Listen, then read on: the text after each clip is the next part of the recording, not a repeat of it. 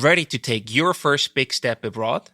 Whether you want to select target markets, navigate bureaucratic questions, or gain cultural insights, Switzerland Global Enterprise offers the expertise you need.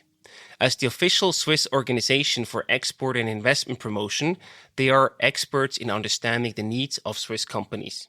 With over 20 offices worldwide, the organization is very connected locally. Swiss startups benefit from exclusive advantages with Switzerland Global Enterprise, including discounted participation fees for trade fairs and events, such as the Swiss Tech Pavilion at CES 2025 in Las Vegas from January 7th to the 10th, 2025. Discover new opportunities with Switzerland Global Enterprise and start your global expansion. We had won so many competitions with our pitch, so we felt really confident. And then I had my first pitch to a US venture capitalist. This investor was telling me, but are you not dreaming? Are you not dreaming big?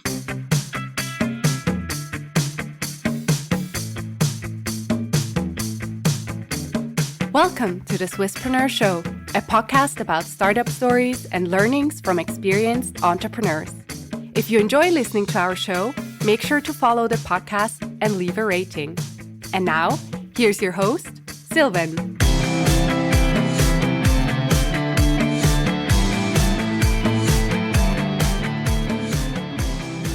Karine, Céline, a very well welcome to the Swisspreneur Show. It's a pleasure to have you as a guest today.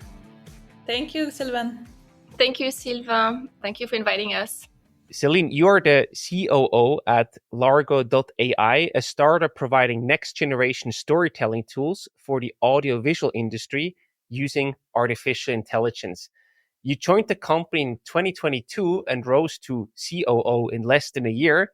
That's quite a career journey. What made this such a great fit for you and for the company? Yeah, that's a very good question. That's true that it has been quite fast. I started actually as an operations specialist at Largo 2 years ago, almost 3 years now actually. And then I moved to operations manager and then to COO. But I can tell now I have discussed with many CEO and founder of other startups, and they are really struggling to find the COO. And I would suggest that this format is really helpful because you can start at a lower position and then you can see if it's a fit, because COO and CEO are working really hand to hand, have to share the vision, you have to travel a lot together. So that allows you to really see if there is a good match from both sides. Start small, but then you can go big in that sense. I love that. Exactly. Karine, you're a trade commissioner and in charge of the startup ecosystems and partnerships at the Swiss Business Hub in the United States, which represents Switzerland Global Enterprise in the US. And many companies want to come to the US. We're going to talk about that in a second. You worked in the US yourself for 14 years before joining Switzerland Global Enterprise as a consultant. What sort of motivated this change for you to join the other side in that sense? That's a very good question. Before joining SGE and the Swiss Business Hub in San Francisco, as you mentioned, I worked in marketing, business development, and product development for large corporations. And I was handling, a lot of global launches. And when I moved to the US, I was involved in launching a new brand and was investing in a laboratory in Switzerland. So like Céline, I had to develop business strategies and financial plans and operational solutions. And I remember very well that I had to adapt to the US market. I remember I conducted those deep market analyses. I had to hire teams for marketing and sales. I know Céline is going through that, and product development. I had to navigate all regulatory compliance. It was a challenging journey with many ups and downs. And when I joined Switzerland Global Enterprise and the Swiss Business Hub, I realized I could bring my insights and expertise to help new businesses and startups grow and thrive. So I believe my journey, into consulting fits like a natural progression, and I really enjoy it. You walk the talk, and now with your experience, you can help others in that sense. Yes, absolutely. And that's the beauty of my job. It's really like I can tend to understand, what they're going through, the different phases. And it's super exciting to see them thrive and grow. So if I can help them as much as I can, I'm super happy. And this is the topic we want to talk more about today, internationalization. Céline, you are active on an international level, and I just wonder, what was the primary motivation to go international, to expand international? Why was the Swiss market just not enough for you? Well, I wouldn't say Swiss market is not enough. Actually, market is really great for tech. For us, it has given so many advantages in terms of technical skills, access to research or grants that we have a lot of stakeholders that are supporting. I'll even say this is one of the main hub for tech startups.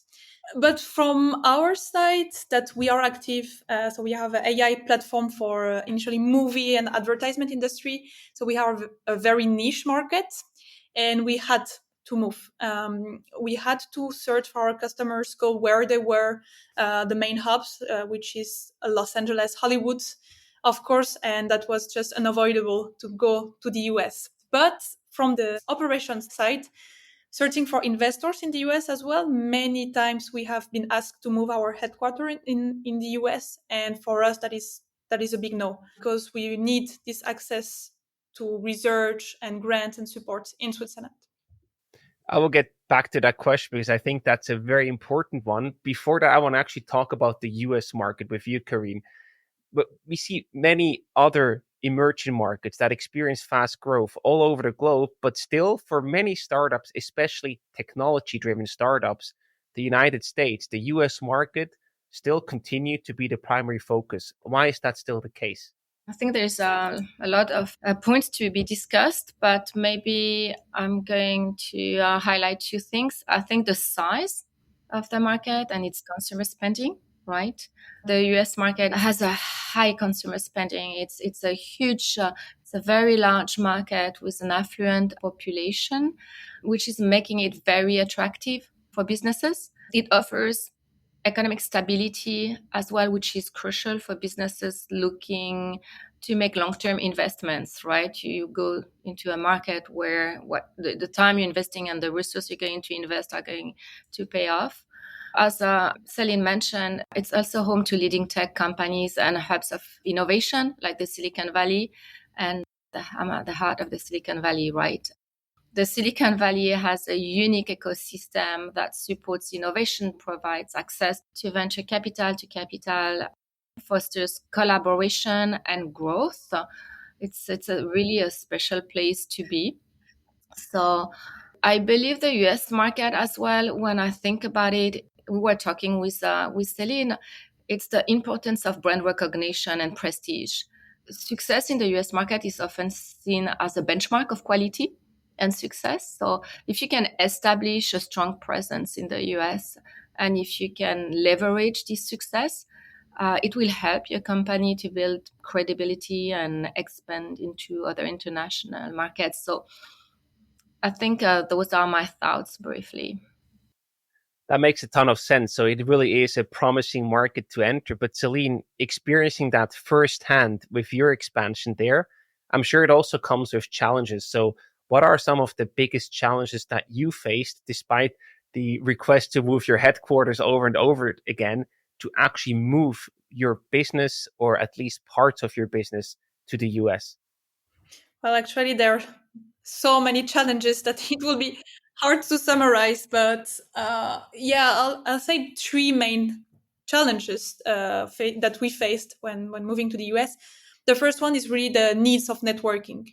It's very difficult to access a closed environment that, for example, our market, like advertisement or movie, this is quite close networking. So if you don't attend key events or if you don't have a good advisor that could open the network, it's very difficult to enter. That will be my first point. Second point is the talent competition, because we often think that Switzerland is quite expensive in terms of salary, but I can tell by experience that sometimes it's much more expensive than Switzerland if you are looking for HR or people or employees in main hub in the US.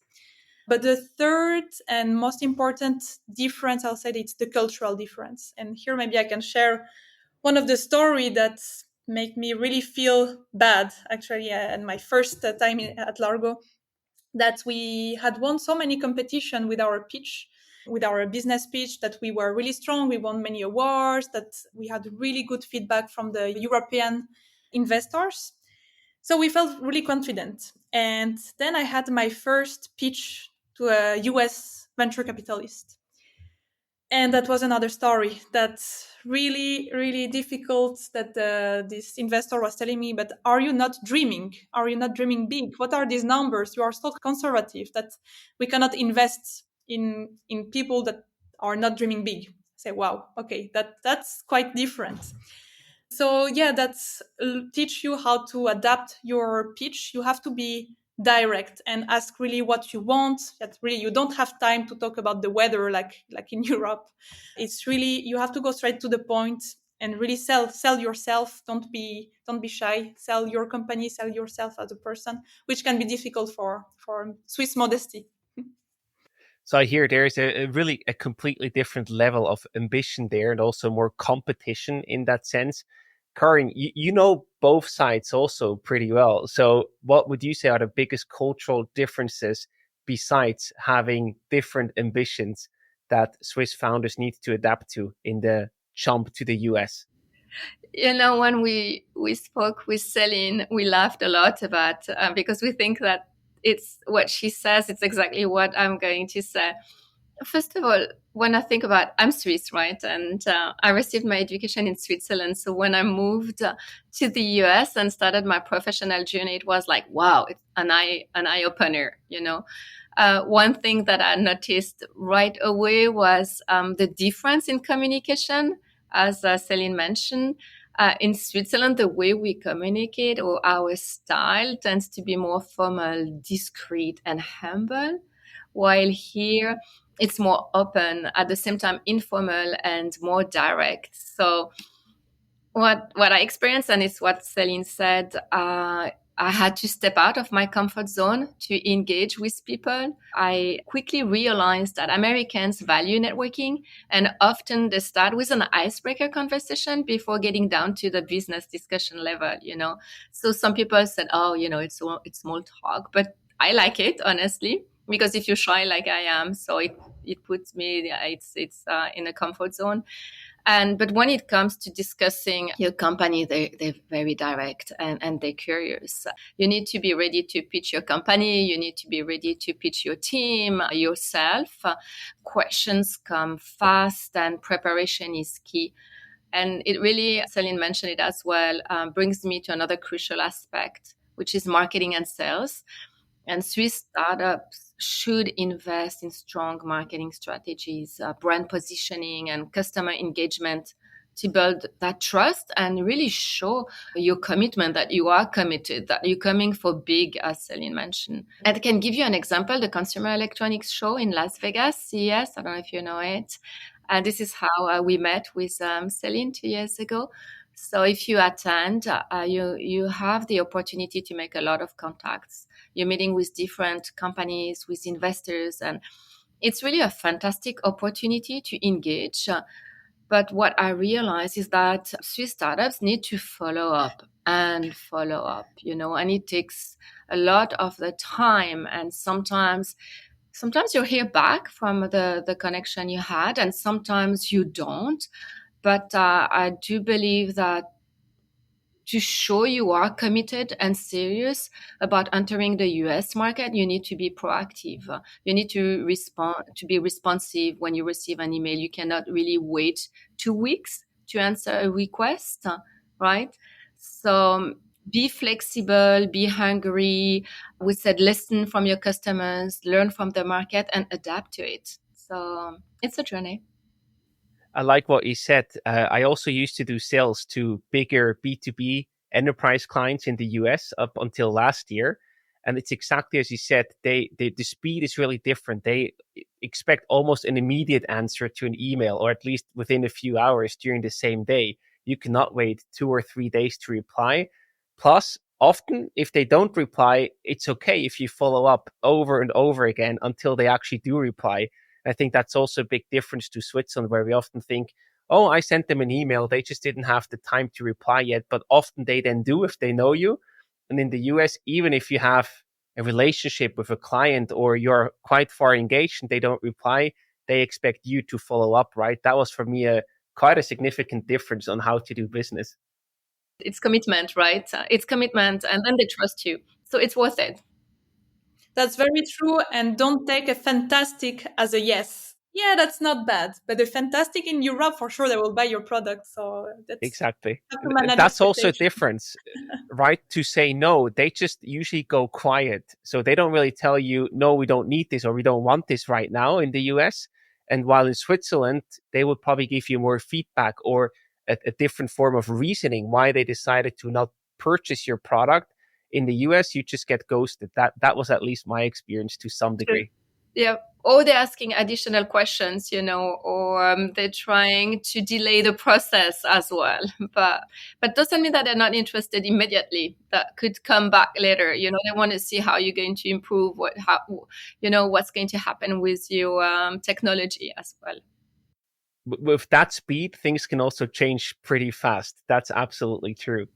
Absolutely. And the fast pace. Karine, I also want to talk about the key legal and regulatory considerations, because that's another big challenge often. Not only the sort of the mentality, the speed, and the way of doing business is slightly different, but you also have a whole legal and regulatory environment that is pretty different to Switzerland. What are the key aspects that Swiss startups should consider and really inform themselves about in that area? Yeah, it's a good question. It's a very complex market. When a company is planning to enter the US market, they have to navigate several key legal and regulatory considerations. They need to choose the right business structure and understand both, the federal and state regulations. They need to think about IP. If you intend to hire people, you need to understand employment laws. I think it's key. You have to be aware of taxation. That's a big discussion when a company decides to do business in the States, or even if you're flipping the company. Any industry-specific regulations need to be overseas. Data privacy laws are important more and more those days. If you decide to work in the US, sometimes it's what's happening too.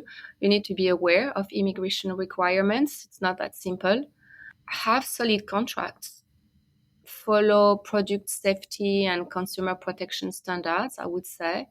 Because the market is super complex, we always recommend working with US-based legal and financial experts to build, that strong foundation. I wouldn't go blind, definitely not. I think it's very important to have a good foundation and to understand the complexity before addressing or entering the market. Better safe than sorry, Absolutely. You gave a very nice overview about the relevant topics. And now from an operations perspective, Céline, I wonder, how did you figure this out? It sounds already pretty complex in terms of all these different topics to address, especially if you're a small company, like a startup.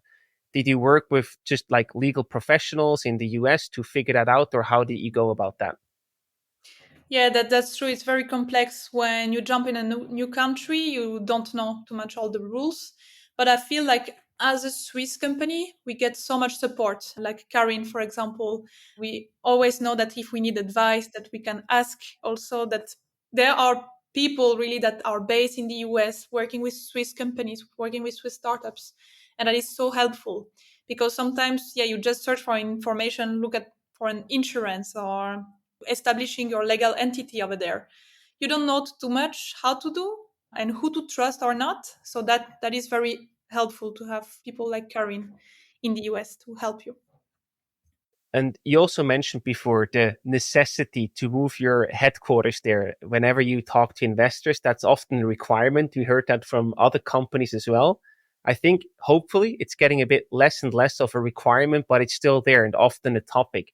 So what do you keep in Switzerland, and what functions, what roles do you want to bring to the US, Céline? So for us, that's true. We have heard many times talking with US VC that we need to move the headquarters. That one of their conditions. For us, that was non-negotiable. But that's true. if you want to reach US people for your customers, for us, that was very important to have a team over there. So we have a legal entity in the US that we don't have an office, but we have legal entity. And we have started to build our team, so our sales team, to be closest as possible to our customers. Then, of course, you have to manage time zones. It can be a bit difficult to manage internally in terms of team. When do we meet? When do you manage to do any town hall meetings to keep the team super engaged? But also, if your sales technique is to perform demo of your product with your customers, you have to have availability during the day that they are working. So this is really crucial for us. Without having this US team, that would not be possible to sell as we sell. So here you mainly move sales and marketing to the US as a first step and then probably build it out from there as you grow the company. Exactly. So we first moved our team over there, and then we built legal entity, but the headquarters and main operation stays in Switzerland. And you mentioned the different time zones. So how often does that mean for you as COO of the company to also travel there? Because I imagine despite all the remote capabilities, you still want to have some face-to-face time with your team over there. Yeah, that's true. Especially after COVID, that's now we realize 99% of our meetings are all online. Oh, yeah, it's convenient, but it's very difficult to build this relationship. I'm actually just back from 2-3 weeks trip in the US where we went to see face to face our key clients, and I can tell that really makes the difference. So taking maybe 4 or 5 trips a year to go and meet your clients in the US. I know it's quite a long trip, but that really makes the difference. Should it be existing customers to build this relationship and then bring a long-term partnership, or also to meet new people, new partners, new advisors, build a team? That is very important. Yeah, you really have to put in the work in that sense. We heard that you are active in the Hollywood/Los Angeles area. Karine, before you mentioned the Bay Area, sort of this magic place where innovation happens. Is that naturally, maybe not only the Bay Area, but California per se, the right and the best place to go to for startups? Or did that also change a bit over the past few years? I will look at it more about, it's true, like the Silicon Valley is unique as we mentioned it, right? And but you have other hubs as well in terms of innovation, and it's really more based about where you're going to do your business, where your customers are based. It's about localization. It's about understanding the market. Because it's such a big market. When you think about entering the US, you cannot say, "Oh, I'm going to address the complete market." It's a dream, and that would be fantastic. But you have to start somewhere. And where do you start? You start where you have your first customers, where you may have your partners, and where you may raise money. Right? It's all in one. It's a package. So you need to do your study, your market study. So we were talking about, like, for Céline. Of course, it makes sense. The Hollywood area, the entertainment, place and location. And this is where they have their first customers and their partners. In terms of raising the money as well, you go where probably where your partners, or that could be corporate venture capital, and that would be in the same region. But it doesn't mean that you have other hubs that might be a New York hubs, or a Florida hubs, or Texas. So you have plenty of innovation hubs, but the concentration, of course, it's the Silicon Valley. We cannot lie about it. We cannot hide about it, and it's where things are happening, but it's not the only place. So I think know the market, know where your customers are and your partners. Being close to customers and investors, that's the key, right? That's the key. Also, actually, I'm just back. I was 2 weeks ago in the Bay Area. We don't have any customer there. We don't have any investor there because they primarily focus on the companies that have been built in the Bay Area. But as a tech company, as a tech startup, that is such inspiring environment. So just go there. You can just sit on the cafe and then you build your vision. That it's very much inspiring. You see all these big tech companies headquarters, and that really creates this this fact of you can dream big and that one day you can be one of them, maybe. So that's really great place for inspiration. I see that. Very motivating at the same time. Karine, before you mentioned this importance of also standing out in this crowded and very competitive market by investing in marketing, investing in sales. You have seen and helped numerous cases to actually expand to the US market. So, what are some best practices on how to build brand awareness and also establish credibility as sort of as a nobody from the outside of the US to really gain traction and establish yourself in the US market? It's a good point. Well, when we're talking about building brand awareness and establishing credibility, my first thing it's about budget, resources, right? For Swiss startups, we have to be honest about it. It's true the US market is very dynamic and competitive. When I met with the startups, I always suggest if it's possible to have a diversified approach, like start by developing a strong, consistent brand identity, if possible, across all platforms. I don't know, like have something like a memorable logo, a compelling brand story, have a consistent messaging. I think it's important. If possible, focus on digital marketing by optimizing your website. Use social media to engage with your audience. Sometimes, and I think it's valuable as well, it's to share customer testimonials and or case studies to build that trust, to demonstrate what you're doing, If you have to announce new products or a new funding round or, a significant milestone, if you can leverage public relations, have a press release, upload it on your website, post it or share it on your social media. Little things, little step, And Céline said something for me, which I believe is super important. It's attending industry events. If you can attend trade shows, conferences to network and build partnerships, like for the CES, the Consumer Electronics Show, that's an example. You can partner with established companies. I met a Swiss startups not long ago at Bio International, and they co-host a big event.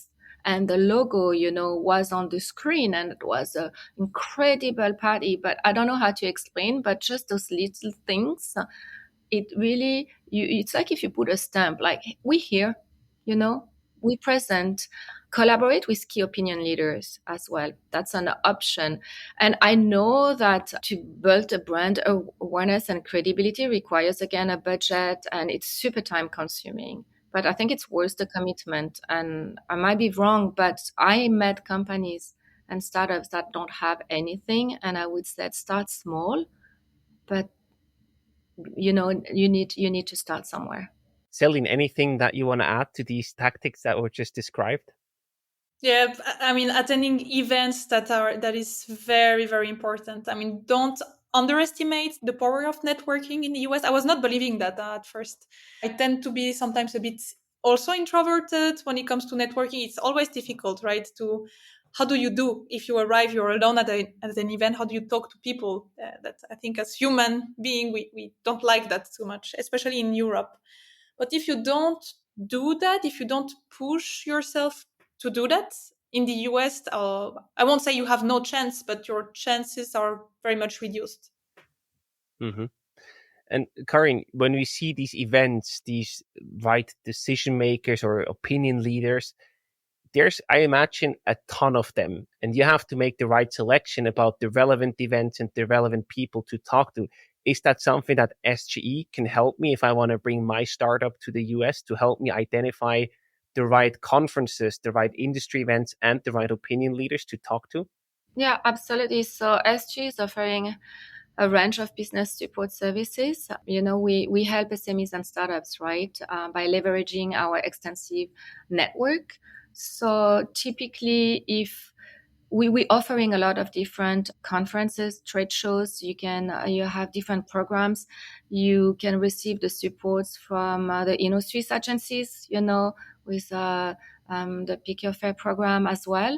And the beauty, if you can attend one of those trade shows that we are co-organizing or organizing with our stakeholders and partners is that you're not alone, right? You're really under an umbrella, and we're offering different business support. So we can answer any technical exports question.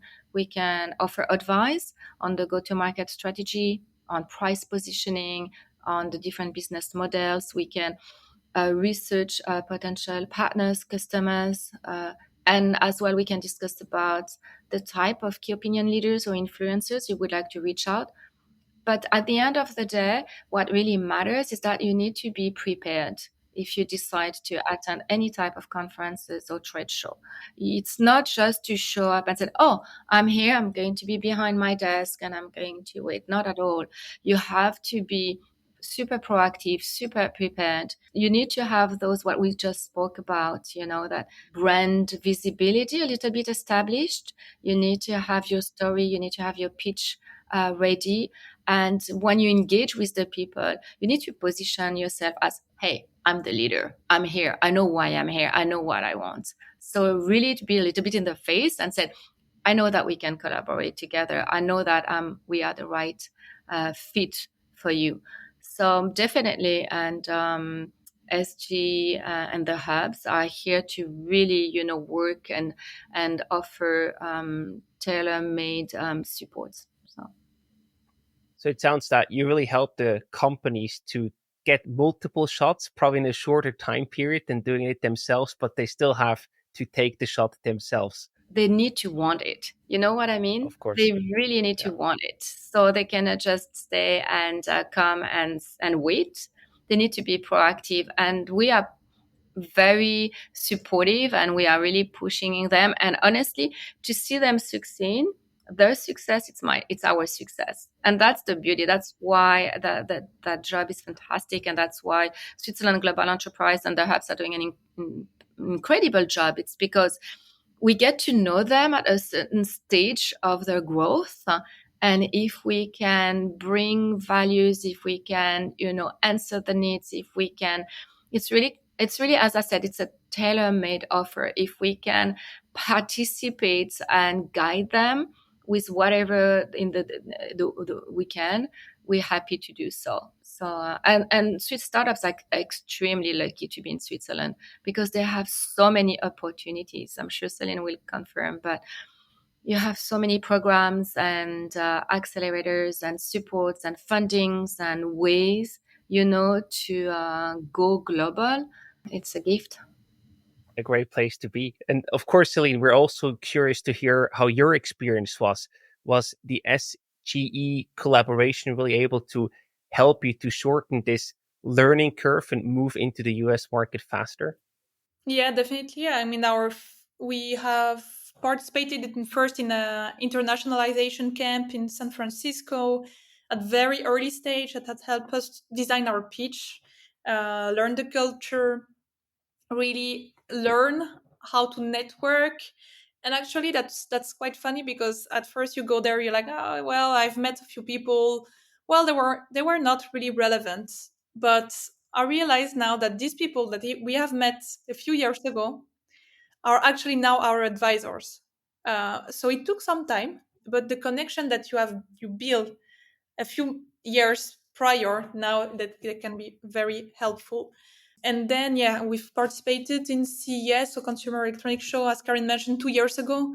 That is where we met with Karine at the first place, and being part of the Swiss Tech Pavilion that has really brought a lot of visibility to us. We have been very successful also that we have participated 2 years, that we have signed most of our major contracts actually that are coming from CES, that you can really meet large corporations, even C-level executives that you wouldn't have the chance to meet in other events.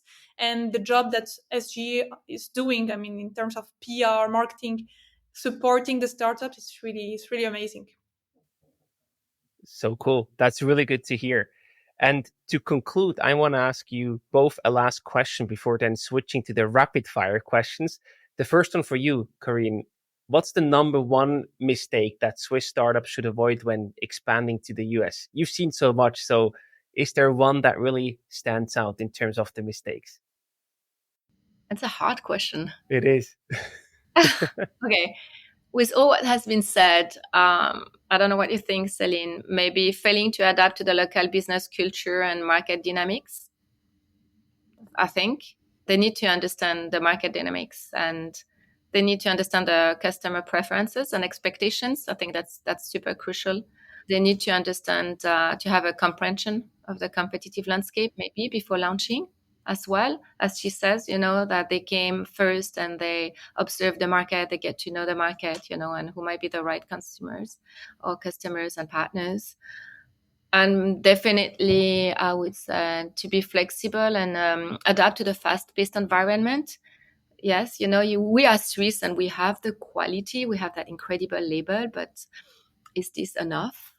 So that adaptation to the market is very, very important. And she said something, Céline, it made me think right now. You need to be prepared for the long run. It's a marathon, right? It's really a marathon. So you need the resources.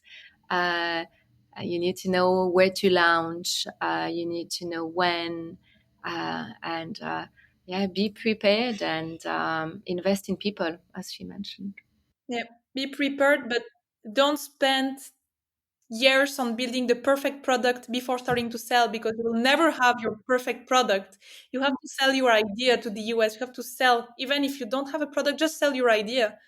And then when you get the first interest, you build your product. And maybe it won't be a perfect product, but then you get your first customers and you work in an iterative manner where you can really improve with real customers' feedback until you might reach the perfect product.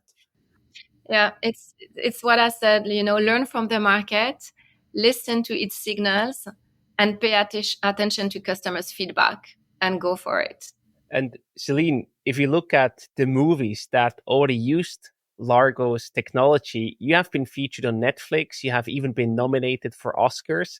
So when will actually be the first movie be winning an Oscar that uses and leverages your technology? If there were one secret recipe for success, that would be too easy, no? Don't you think? So we'll stay tuned in that sense. It's all the best I will wish to our clients. I mean, if one of our clients can win the Oscar, we'll be really happy for that. Absolutely. And to wrap up today, I have some rapid fire questions for you. I give you a short question and you have to try to answer in one sentence to keep it short and concise to wrap up the chat today. I'm going to start with you, Céline. What's the most exciting aspect of expanding your business to the US? It's networking. No, in one word. No, I have one sentence where I... That's okay. That's fine. Karine, describe the US business ecosystem in one word. That's even shorter. Dynamic. Nice. And Céline, what's your description in one word for the US market? Bold. Yeah, bold. I'll say Yeah, it's bold. I like that. You have to be bold. Yeah, I agree. Karine, what is the biggest challenge for Swiss startups entering the US market? I know we briefly talked about that before with multiple, but if you had to pick just one, what's the biggest? Scalability. One word. And Céline, what was the biggest challenge that you faced so far? Only one to choose from the many you described. Yeah, I'll say pitching to US investors when you're not used to that. Yeah, you have to spend your number. You have to dream big, but dream real big. And I want to ask you both, if you had to choose, I know this is a very mean question to ask, but Switzerland or the US? Let's start with Karine and then Céline. Switzerland or the US for what? Anything.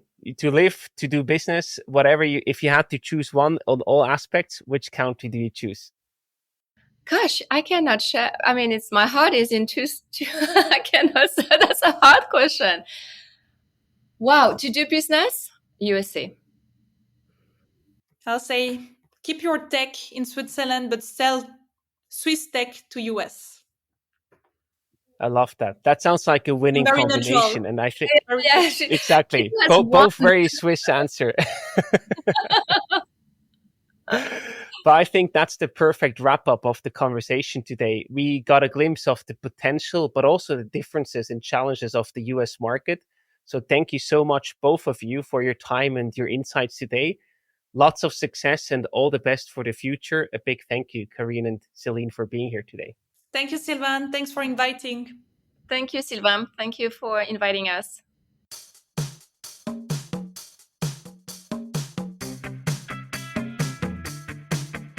We hope you enjoyed today's episode. If you did, you can support us by rating our show on Apple Podcasts. This way, we can reach an ever-growing number of aspiring entrepreneurs.